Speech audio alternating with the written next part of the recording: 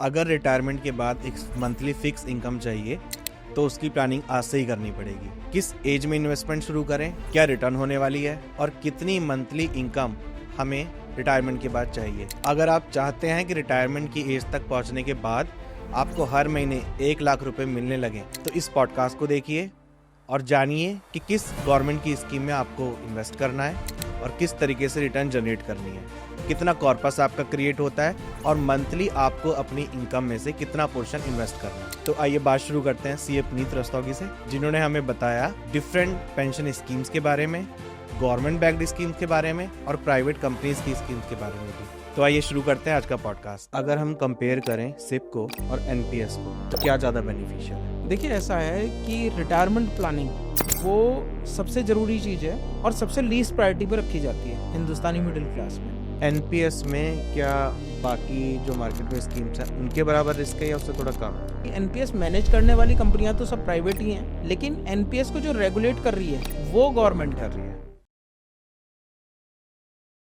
अगर कोई retirement plan कर रहा है और वो चाहता है कि उसका फंड भी सिक्योर रहे, तो क्या गवर्नमेंट की कोई ऐसी स्कीम है जिसमें हम फंड लगाएं और एक एज अटेन करने के बाद आपको एक मंथली पैसिव इनकम मिलती रहे? सबसे बढ़िया स्कीम तो इस समय जो गवर्नमेंट इम्प्लीमेंट कर चुकी है वो एनपीएस है, national pension system. National pension system में क्या है कि 2 तरह के अकाउंट होते हैं, एक होता है टीयर 1, एक होता है टीयर 2। टीयर 1 जो अकाउंट है वो बेसिकली बना ही पेंशन के लिए। आपके पास ये ऑप्शन है कि आप अपना फंड मैनेजर चूज कर सकते हो। 8 फिलहाल फंड मैनेजर हैं जो बड़े बड़े म्यूचुअल फंड हाउसेज हैं, वो सब फंड्स को मैनेज कर रहे हैं। ये जो एनपीएस है ये पीएफआरडीए के अंदर आता है, pension fund development and regulatory authority, और इसमें 8 अलग अलग पेंशन फंड्स हैं जो आपके पैसे को मैनेज करते हैं। उसमें आईसीआईसी भी है, एचडीएफसी भी है, एसबीआई भी है और भी 5 बड़े बड़े नाम हैं। अब सबसे पहला ऑप्शन होता है टीयर 1 में जब आप जाते हैं कि आपको पेंशन फंड का जो आपने डिस्ट्रीब्यूटर लेना है वो चूज करना है। वो आप उनकी परफॉर्मेंस के बेसिस पे चूज कर सकते हो। उसके बाद जो चूज करना होता है टीयर 1 में आपको 2 ऑप्शन देते हैं वो कि आप अपने हिसाब से पैसे को मैनेज कर सकते हो, दूसरा आप ये छोड़ सकते हो कि जो मेरा डिस्ट्रीब्यूटर है वो अपने आप पैसे को मैनेज करे। ठीक है। जो पहला ऑप्शन है जिसमें आपको मैनेज करने के लिए वो कहता है, उसमें आप ये कर सकते हो कि जैसे आप इक्विटी का पोर्शन बढ़ा सकते हो या घटा सकते हो। ठीक। गवर्नमेंट बॉन्ड्स का पोर्शन जो है वो घटा या बढ़ा सकते हो। तो गवर्नमेंट बॉन्ड्स जो हैं वो पूरी तरीके से सिक्योर्ड है और लगभग 6 से 7% का रिटर्न देते हैं। इक्विटी पूरी तरह से अनसिक्योर्ड है और लगभग 10 से 12% का रिटर्न देती है, ज़्यादा भी दे सकती है। तो आप अपनी एज के हिसाब से उस अमाउंट को डिसाइड करके उसको बढ़ा सकते हैं। अब अगर आप ये चाहते हैं कि जी नहीं, मैं डिसाइड नहीं करना चाहता, मेरा डिस्ट्रीब्यूटर जो है वो डिसाइड करे, तो उसमें भी आपको 3 ऑप्शन दिए उन्होंने, मॉडरेट रिस्क, हाई रिस्क और लो रिस्क। लो रिस्क में 6 से 7% का रिटर्न है। मॉडरेट रिस्क में इक्विटी का वो जो पोर्शन होता है वो 50% से कम, और धीरे धीरे जैसे जैसे आपकी एज बढ़ती जाएगी इक्विटी का पोर्शन कम होता जाएगा। और हाई रिस्क में वही इक्विटी का जो पोर्शन है वो 75%, जैसे जैसे आपकी एज बढ़ती जाएगी वो पोर्शन कम होता जाएगा। तो एनपीएस में हमारे रिटर्न फिक्स नहीं है? एनपीएस में रिटर्न फिक्स नहीं है, लेकिन जो पिछला डाटा है वो लगभग ये कहता है कि अब तक का जो रिटर्न रहा है वो लगभग 12% रहा है।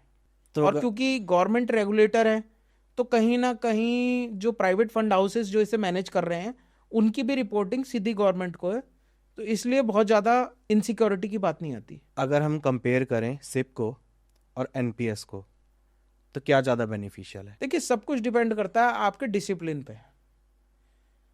5,000 रुपए की एक छोटी सी अमाउंट की सिप 20 साल में आपको इतना बड़ा कॉर्पस दे सकती है जो आप नहीं सोच सकते।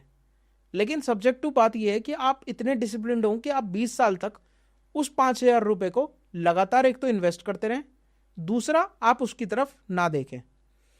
होता क्या है कि सिप के केस में क्या होता है, अमाउंट आपके बैंक से कटनी है, आपके बैंक में फंड नहीं है, अमाउंट कटेगी नहीं, नहीं कटेगी। एक बार सिप बाउंस हो गई, आपके ऊपर 250 रुपये चार्जेस लगे, आप भी भूल गए कि कोई पैसा कटना था इस तरीके का।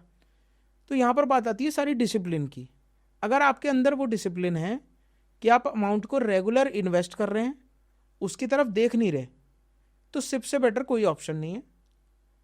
लेकिन जहां बात करते हैं आप एनपीएस की, एनपीएस में आप एक मुश्त इन्वेस्टमेंट या अलग अलग इन्वेस्टमेंट कर सकते हैं, रिकरिंग कर सकते हैं। अभी तक एनपीएस लोग इसलिए कराते थे क्योंकि एनपीएस की 80C से अलग इनकम टैक्स में एक अलग डिडक्शन थी 80CC डी सेक्शन में, बिल्कुल 50,000 रुपीज की। तो जिसकी भी सैलरी 30% टैक्स स्लैब में आ रही है, अगर वो 50,000 रुपए का इन्वेस्टमेंट करता था तो उसको लगभग 15,000 रुपए का बेनिफिट तो इमीडिएट हो जाता था। उसके बाद जो रिटर्न है वो लगभग म्यूचुअल फंड जैसे थे। तो अल्टीमेटली ये जो एनपीएस है ये सिप से बेटर था उस केस में। लेकिन जब बात करते हैं आप न्यू टैक्स रिजीम की, तो अब ऐसी टैक्स डिडक्शन तो कोई रही नहीं। तो उसके बाद दोनों ही स्कीम्स में डिसिप्लिन के ऊपर बात आती है। जितने आपका डिसिप्लिन ज़्यादा अच्छा होगा, रिटर्न वही स्कीम ज़्यादा अच्छा देगी। गवर्नमेंट ने भी लगभग जो अपने डिपार्टमेंट्स में एज डिसाइड की हुई है रिटायरमेंट की, वो 60 ईयर्स है। अब मैं चाहता हूँ कि मैं 60 ईयर्स में रिटायर हो जाऊँ। उसके बाद मुझे अच्छा खासा कॉर्पस चाहिए और एक मंथली कैश फ्लो चाहिए जिससे मेरे खर्चे चलते रहें, मुझे किसी के सामने पैसों के लिए हाथ ना फैलाना पड़े। तो इसके हमारे पास क्या क्या ऑप्शन है, चाहे वो गवर्नमेंट हो चाहे वो प्राइवेट हो? देखिए ऐसा है कि रिटायरमेंट प्लानिंग वो सबसे ज़रूरी चीज़ है और सबसे लीस्ट प्रायोरिटी पर रखी जाती है हिंदुस्तानी मिडिल क्लास में। चाहता हर कोई है, करता कोई नहीं है। मेरा मानना यह है कि इंसान, हमारे तो खैर सिलेबस में नहीं पढ़ाई जाती है सब, कायदे में बच्चों को सिलेबस में पढ़ानी चाहिए, क्योंकि अगर उन्हें पैसे की अहमियत आज नहीं पता तो रिटायरमेंट आने तक भी वो चीज़ नहीं पता चल पाती। मेरा मानना यह है कि जितना अर्ली आप स्टार्ट करेंगे, छोटी अमाउंट से भी स्टार्ट करेंगे तो भी कॉर्पस बड़ा हो जाएगा।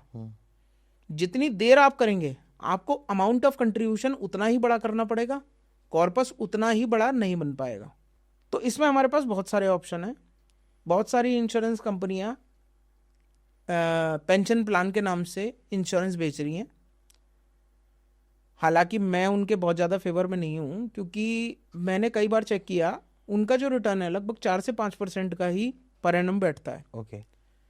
इसमें आपके पास दो ऑप्शन है जो बहुत ही बढ़िया है। मतलब पहला ऑप्शन ये है कि आप एनपीएस में इन्वेस्ट कर सकते हैं। दूसरा ऑप्शन ये है कि आप जो है सिप करा सकते हैं। ठीक। सिप बेसिकली, अब कोई भी इन्वेस्टमेंट स्कीम है वो आपके फाइनेंशियल डिसिप्लिन पे डिपेंड करती है। अगर आप फाइनेंशियली डिसिप्लिन्ड हैं और जिस अमाउंट को आपने डिसाइड किया कि मुझे इन्वेस्ट करना है, अगर आप उससे 20-30 साल तक चला पाए, हालांकि बहुत मुश्किल काम है लेकिन कई लोग चलाने वाले चला लेते हैं, तो अगर आपने उसे 20-30 साल तक चला लिया तो एक छोटी सी अमाउंट भी आपको इतना बड़ा कॉर्पस इकट्ठा करके दे देगी कि आपको बाद में कोई प्रॉब्लम नहीं आएगी। अच्छा, दूसरी बात ये होती है कि जब आपके पास एक कॉर्पस इकट्ठा हो गया, एट द एज ऑफ 60 आप रिटायरमेंट की एज मान के चल रहे हैं, आपके पास मान लीजिए 2 करोड़ रुपए का एक कॉर्पस इकट्ठा हुआ, तो बहुत सिंपल सा रूल है कि 2 करोड़ रुपए आपके पास जो इकट्ठे हुए, आपने उसको 50-50 कर दिया। ठीक। 50% जो है आपने उसे अपने जो भी अमाउंट आपको निकालनी है आप आराम से निकाल लो। 50% अमाउंट ऐसे इन्वेस्टमेंट मोड में डाल दो जहां पर बिल्कुल सिक्योर्ड रिटर्न आते रहे। ठीक। और जो बाकी 50% आपके पास बचे, उसको आप थोड़ा सा रिस्क वाले इन्वेस्टमेंट ऑप्शंस में रखो जिससे कि आपको रिटर्न अच्छे मिले। ठीक। उसमें भी जो 50% आपने जो अलग बचा के रखा था, उसमें भी आप ये कर सकते हो कि 25% आप अपने रिकरिंग एक्सपेंसेस के लिए, या आपको एट द एज ऑफ 60 जो भी अमाउंट एज कैश अपने पास रखना चाहिए उसको आप अपने बैंक अकाउंट में रखो। आजकल बैंक अकाउंट भी 7% का लगभग रिटर्न दे रहे हैं बड़े आराम से सेविंग अकाउंट्स पे। तो आपने जो है उसको एज अमाउंट अपने पास रखा और आपके पास जो भी बड़ा खर्चा आया वो आराम से उससे निकल जाएगा। उसके बाद जो 50% है वो आपने किसी गवर्नमेंट बैक्ड स्कीम में डाल दिया, जिसमें आपको पर मंथ जो इंटरेस्ट है वो एज पेंशन आती रहेगी आपकी। ठीक। 1 करोड़ रुपए पे 7 लाख रुपए का इंटरेस्ट मान के चलिए आप साल का। 7 लाख रुपए को अगर रफली आप डिवाइड करें तो 50,000 पर मंथ पेंशन हो गई आपकी। तो 50,000 रुपए महीना आपके पास पेंशन आ रही है। 25 लाख रुपए के करीब आपने 50 लाख रुपए के करीब आपके सेविंग अकाउंट में पड़े जिससे इंटरेस्ट आ रहा है। तो बहुत आराम से मेरे हिसाब से आपकी सारी चीजें निकल जाएंगी। और ये 2 करोड़ रुपए इकट्ठे करने के लिए आपको कोई बहुत ज्यादा बड़ा इन्वेस्टमेंट करने की जरूरत नहीं है। आपको बस इतना करना है कि जो भी इन्वेस्टमेंट करना है वो रेगुलर बेसिस पे करना है और डिसिप्लिन्ड मैनर में उसको निकालना नहीं है। बस केवल दो ही चीज़ें हैं। तो आप उसे एनपीएस के थ्रू भी कर सकते हैं, आप उसे एसआईपी के थ्रू भी कर सकते हैं। ये है। एनपीएस की अगर हम बात करें तो इसका कोई लॉक इन पीरियड होता है या रिकरिंग होती है या हम लमसम डाल सकते हैं?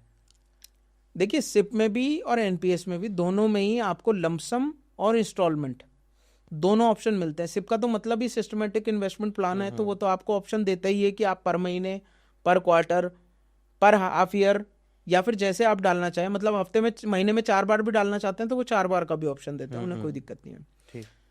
अब बात करते हैं एनपीएस की। एनपीएस में ट्रिगर आपको खुद करना पड़ेगा। आप डालने को पर मंथ भी डाल सकते हैं, डालने को आप 6 महीने में एक बार और साल में एक बार भी डाल सकते हैं। लेकिन मेरी सलाह ये होती है कि आप इन्वेस्टमेंट को मंथली रखिए। उससे फर्क ये पड़ता है कि जो वेटेड एवरेज होके मार्केट में जो ऊपर नीचे होता है उससे आपकी कॉस्टिंग बराबर आ जाती है। अदरवाइज लमसम में क्या होता है कि कई बार आप तेजी की मार्केट में डाल देते हो तो पैसे का जो रिटर्न है वो कंपैरेटिवली कम हो जाता है वेटेड एवरेज के मुकाबले। दूसरी बात, कभी भी अगर मार्केट गिर रहा है तो आपको ये नहीं सोचना है कि पैसा मुझे निकालना है। ये सबसे बड़ा फाइनेंशियल डिसिप्लिन है। आपको दो में से एक चीज जरूर करनी है। अगर मार्केट गिर रहा है, या तो पैसा निकालिए मत, पैसे को एज इट इज रखिए। दूसरा, अगर आपके पास टॉपअप के लिए कुछ अमाउंट है तो जितना अमाउंट आप डाल सकते हैं उतना टॉपअप के तौर पे डालिए। उससे आपको फर्क ये पड़ेगा कि जो आपके नॉर्मल रिटर्न्स हैं उससे ज्यादा रिटर्न आपको उस अमाउंट पे मिलेगा जिस टाइम मार्केट गिरी हुई होगी। बिल्कुल, क्योंकि आपने कम इन्वेस्टमेंट करके ज़्यादा यूनिट्स परचेज करिए। हमें कोई एग्जांपल लेते हैं, किसी की एज 30 साल है और वो चाहता है कि मैं हर महीने अपनी इनकम का कुछ पोर्शन, मान लीजिए कि 50,000 रुपये वो कमा रहा है और 10,000 रुपये महीना वो इन्वेस्ट करना चाह रहा है। तो जब वो रिटायरमेंट की एज तक पहुंचेगा, 60 साल तक पहुंचेगा, तो करीब कितना फंड उसके पास अवेलेबल होगा और उसकी मंथली इनकम करीब करीब कितनी हो सकती है? देखिए, एनपीएस की अगर बात करें तो वैसे तो जो रिटर्न एवरेज अभी तक हिस्टोरिक रहे हैं वो लगभग 12-13% के रहे हैं। लेकिन अब आप एक मॉडरेट रिटर्न भी मान के चलो, जो कि म्यूचुअल फंड में भी बहुत आराम से आ जाता है और एनपीएस में भी आराम से आ जाता है। 10% का रिटर्न मान के चलते हैं हम। 30 साल की उसकी एज है, 10,000 रुपये महीना उसने इन्वेस्टमेंट करना शुरू किया। 60 साल की एज में वो लगभग 30 साल का इन्वेस्टमेंट कर चुका होगा, 36 लाख रुपए।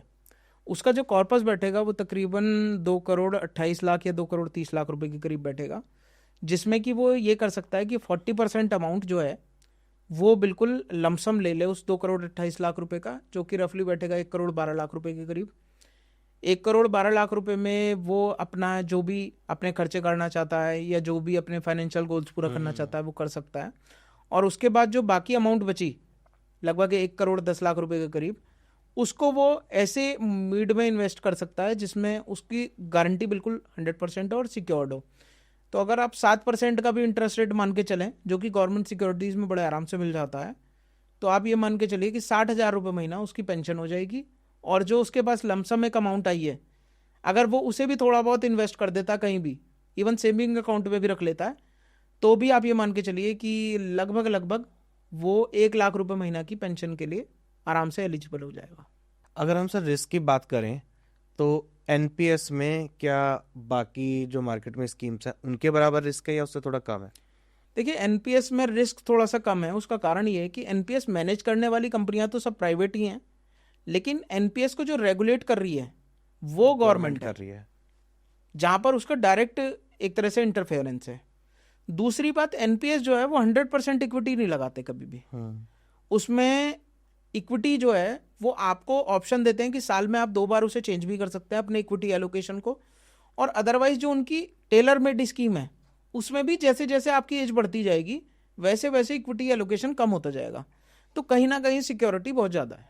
वो आप अपने आप से सेलेक्ट कर सकते हैं कितना, वो अपने आप सेलेक्ट कर सकते हैं कि इक्विटी में आपको 75% रखना है, 35% रखना है, 40% रखना है, 45% रखना है, वो आपके ऊपर है। और आप उसे साल में 2 बार चेंज भी कर सकते हैं। ठीक है सर, गवर्नमेंट की स्कीम बहुत सारी हमने आपसे जानी, तो उम्मीद है कि जो लोग देखेंगे उनको कुछ बिजनेस के लिए या इन्वेस्टमेंट के लिए इसका बहुत फ़ायदा मिलेगा। Thank you so much. Thank you.